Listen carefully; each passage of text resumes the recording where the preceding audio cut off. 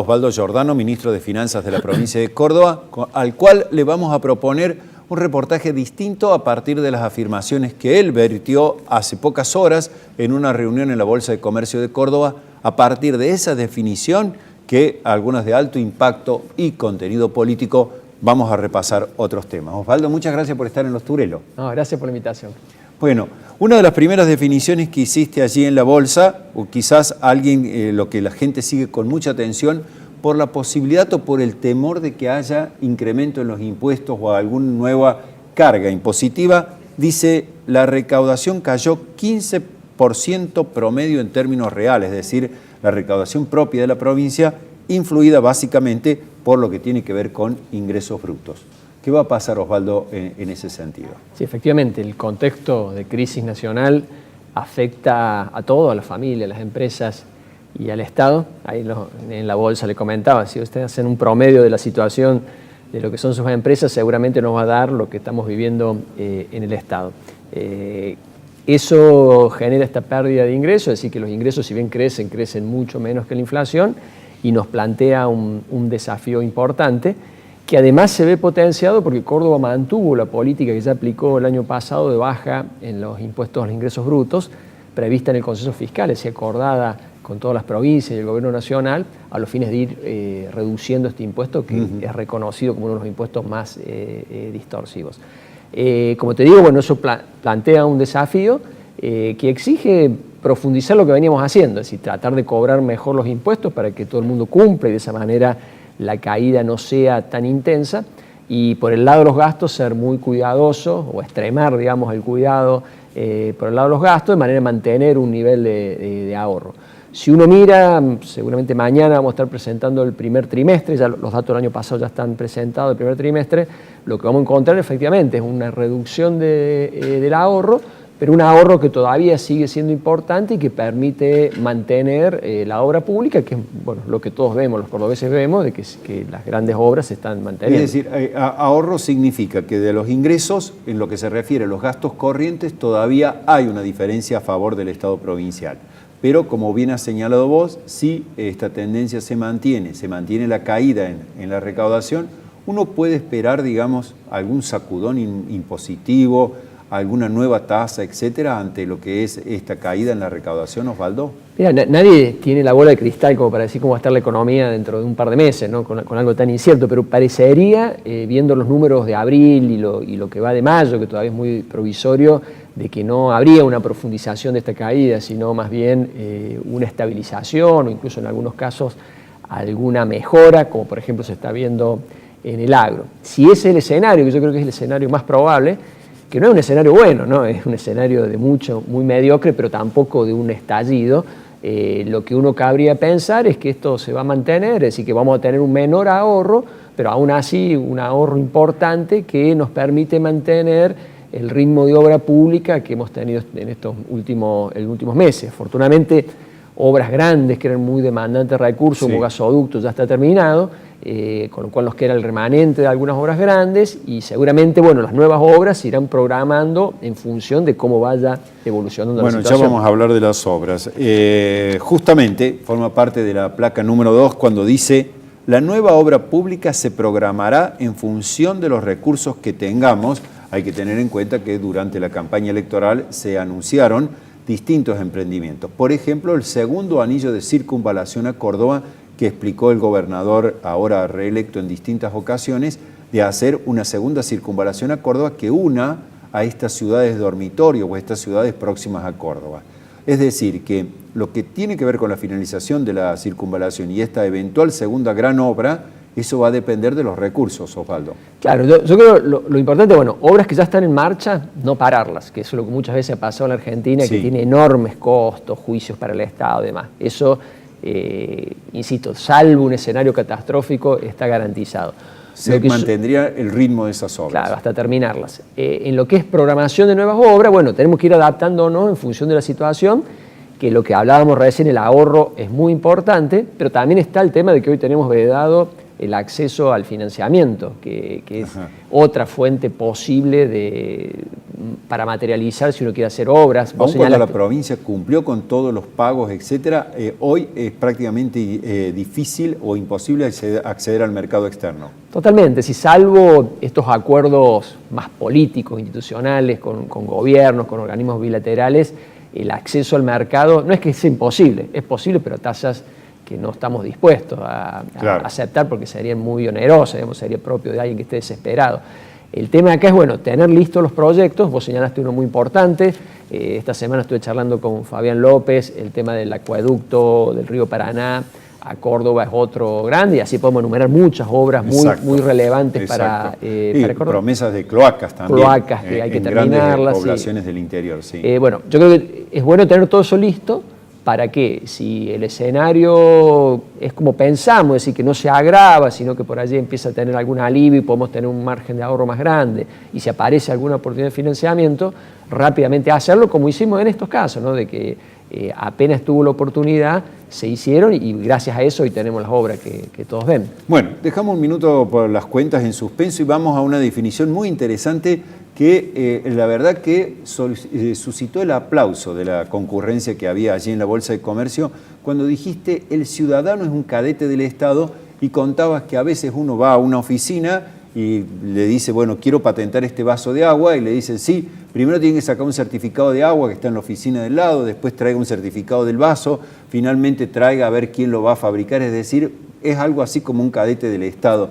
¿Qué hicieron ustedes para reducir un poco este peregrinar por todas las oficinas públicas, Osvaldo? Sí, no es que a veces, es muy frecuente, increíblemente frecuente, porque decir, ¿cómo se les ocurre que el Estado esté organizado de esa manera, donde sí, el propio Estado te pide algo que genera el propio Estado, ya sea una información o una documentación, y que hablar cosas que pide el Estado que nunca se usan, es decir, ¿para qué las piden? Eso es, exacto. Y es muy frecuente, uno mira y dice, bueno, te pido esto, y después ve todo el circuito del expediente y dice, nunca se usó, y bueno, ¿para qué lo pediste? Y por ahí eso te demora, te complica y demás. Lo que estamos haciendo es un proceso de replanteo de cada uno de los trámites para revisar esto, todas estas imperfecciones, y además en el medio de esta reingeniería, decir, bueno, vamos a pedir solo lo que necesitamos, no le vamos a pedir al ciudadano que nos traiga algo que genera el propio Estado, aprovechar también las nuevas tecnologías que te permiten que por allí antes era lógico que te dijera, bueno, anda a otra oficina a traer papel, ahora es simplemente un enlace digital y yo ya tengo esa información. Exacto. De eso hay montones, hemos hecho mucho, pero yo creo que hay mucho por hacer, y eso te aliviana no solo al ciudadano, que es irritante para el ciudadano a que lo sometemos, sino también que a la propia burocracia interna nos libera muchos recursos, porque necesitamos funcionarios que te atiendan una vez, dos veces, tres veces en ese peregrinaje que se somete el ciudadano. Bueno, ojalá que todos los intendentes electos, legisladores electos y las propias oficinas del gobierno provincial entiendan esto, el ciudadano no puede ser un cadete del Estado. Bien, cuarta definición, me parece muy interesante esta, dice, lo de Milei y Kicillof, dos economistas que por lo menos tienen su espacio público, especialmente Milei dice, es para el neuropsiquiátrico. Son ideas inconducentes, simplistas de cómo afrontar la economía argentina. ¿Cómo es esto, Osvaldo? Sí, se habla mucho de populismo. A mí me gusta mucho la definición de populismo como es una solución simple para un problema complejo. El tema es que esa solución simple no sirve para resolver el problema, aunque es muy seductora porque es simple. Y yo creo que estos dos colegas apuestan a eso, y de ahí yo creo un poco su éxito, ¿no? Por lo menos medido en términos de cantidad de horas mediáticas, sobre todo en Buenos Aires, sí. Pero que si uno mira no tiene ninguna consistencia ni tiene ninguna viabilidad práctica. Si vamos a decir en qué país estas ideas se han llevado a la práctica, ninguna. Por ejemplo, Milei dice que él eliminaría el Banco Central. Eliminemos el Estado, es decir, sí. ¿Dónde se ha visto? Es decir, además es obvio que, digamos... Sería como volver a una especie de tribu, que después veo cómo, no sé cómo se va a organizar. Pero los mercados no funcionan solo, los mercados necesitan controles, regulaciones, transparencia, es decir, la justicia, es decir, no hay ningún mercado que por sí solo, y no hablemos de mercados más complejos, donde requiere un montón de control. Entonces, es absurdo el planteo, de alguna manera que es absurdo lo contrario, es decir, que todo lo tiene que hacer el Estado porque esa es la solución. En ningún lado funciona eso, digamos, los pocos experimentos que lo intentaron hacer fracasaron. Sí, con el tiempo han alentado la iniciativa privada. Los casos más patéticos son Rusia y China, los ejemplos más notables. Los más ejemplos y que hoy incluso están desarrollando más la iniciativa privada que lo que tiene que ver con... Se están volcando hacia el mercado y uno ve como casi un consenso. Y bueno, puede decir, uno puede estar un poquito más para un lado o para el otro, pero nunca en estos extremos que son... que es el Estado el que planifica todo. Ni el que planifica todo ni el que no está. Y lo que yo noto es que estos personajes nos desvían la atención, son montones de horas de discusión incluso en reuniones de familia y demás, de cosas que no llevan a nada. Yo creo que realmente lo que nos va a dar la solución es lo que hacen los países serios, es decir, un Estado que funcione bien. Puede ser un poco más grande, un poco más chico, es una discusión menor. El tema es cómo hago para que el Estado funcione bien. Y claro, eso es mucho más complicado que decir lo elimino o lo agrando. Ahí hay que trabajar en esto, por ejemplo, de que no imponerle al ciudadano a que sea un cadete, sino a darle un servicio, es decir, cómo recaudo mejor, cómo gasto mejor. Sobre todo con las nuevas tecnologías. Hoy que tanto rentas como AFIP tienen un perfil ya del ciudadano con una enorme cantidad de datos, ¿para qué se sobreabundar en las exigencias de datos a ese ciudadano? Sin duda. Yo creo que estamos muy cerca en que, por ejemplo, no hagas más declaración jurada de impuestos. Si nosotros del Estado te la podemos hacer mucho mejor y mucho más controlada. A eso vamos. Pero la AFIP le ha devuelto a los contadores buena parte de las tareas. Pero es un error. Yo creo que justamente hay que plantear un Estado que funcione mejor, que aproveche las tecnologías. Bien. Y así realmente le va a devolver a la gente con servicios el esfuerzo que hace la gente al pagar los impuestos. Bueno, y la quinta y última dice, el organigrama increíble de la jefatura de gabinete, esta es una definición que se quedaría aquí, pero me hubiera gustado pasar porque Osvaldo en esa presentación que realizó mostró que leer el organigrama de la jefatura de gabinete, simplemente scrollearlo, como digamos, correrlo en la página que uno obtenga, digamos, en una PC o a lo mejor en el teléfono, tarda más de 2 minutos, una cuestión increíble. Parece que la racionalización del gasto no empieza por casa, ¿no? Sí, lo di como un ejemplo de algo que nos pasa, incluso nos pasa a nivel provincial y municipal, de cómo hemos ido creando organismos que cuando uno mira en realidad hace lo mismo que otro, está superpuesto a este. Lo más notable es esto, ¿no? La jefatura de gabinete a nivel nacional, que se ha expandido, es casi un gobierno propio, que hace lo mismo que los ministros que dependen de esa jefatura. Y si uno se mira qué hacen estos ministerios nacionales, muchas veces se encuentra que hace lo que en teoría es responsabilidad de las provincias. Entonces ya tenemos 3 burocracias. Y si miramos por ahí es funciones que hacen los municipios. Entonces vamos multiplicando burocracias. Entonces cuando uno dice, ¿por qué el gasto público es tan grande y los servicios son tan pocos? Y bueno, porque mucho esfuerzo, muchos recursos se nos escapan en estas cosas de superposiciones, en donde estamos, digamos, dilapidando recursos en cosas que no significan servicios. De manera que cuando dice, bueno, ¿cómo se puede bajar el gasto? Y bueno, ordenando eso, diciendo, bueno, jefatura de gabinete usted tiene que tener una estructura pequeña para cumplir su rol, que es coordinar. Claro. Ministerio de Educación Nacional, y usted tiene funciones muy acotadas, porque las escuelas son de las provincias, entonces no se meta a hacer cosas que le corresponden a la provincia. Si hacemos ese ejercicio, te aseguro que ahí tenemos un enorme ahorro, lo que te permitiría realmente hacer un Estado más empático con la gente. Bueno, ojalá te escuchen los futuros candidatos presidenciales. Para cerrar, voy a aprovechar tu condición de economista para que a lo mejor, muy brevemente, me digas cómo ves la evolución de la economía argentina, porque hay en este momento un estado de mucha inquietud, para muchas familias diría de zozobra, a veces han perdido el trabajo, sus ingresos son insuficientes hasta para sostener su propio hogar, etc.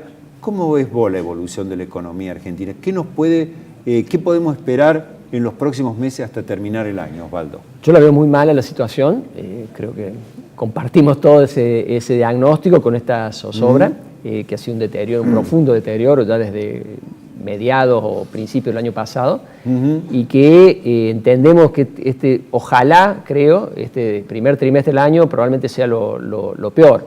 Habría algún indicio a partir de alguna decisión que tomó el gobierno nacional de poder estabilizar, que no siga profundizándose la caída, con lo cual ya podríamos estar llegando al ciclo eleccionario. Lo que nos queda, digamos, en el mejor de los casos, que yo creo que es el escenario más probable, son meses malos, es decir, mediocres, si lo queremos llamar de alguna manera, donde asigno probabilidades, pero no tan altas a que se explote, digamos, o que se haga una crisis más profunda, pero tampoco podemos esperar un buen momento, digamos, en términos de actividad económica y gran baja de la inflación. Es decir, meses malos, ojalá que no sean tan malos, y bueno, y toda la expectativa a Con que... esta frase, ya hemos tocado fondo, ya lo peor pasó, etcétera, ¿vos coincidís o todavía nos queda conocer algo más, algún, como se sabía decir, algún subsuelo, todavía algún... Yo creo que, no te lo puedo garantizar, y creo que nadie lo puede garantizar, hay buenas probabilidades de que sí, de que sea así. Pero tampoco quiere decir que de ahora en más la felicidad completa el mes que viene. Yo creo que van a ser hasta fin de año malos meses, va a ser un mal año. Y bueno, y toda la expectativa puesta en que ojalá este proceso político nos conduzca a que no volvamos a caer en un ciclo en los próximos 4 años como estos últimos que han pasado, ¿no? que hemos perdido mucho tiempo.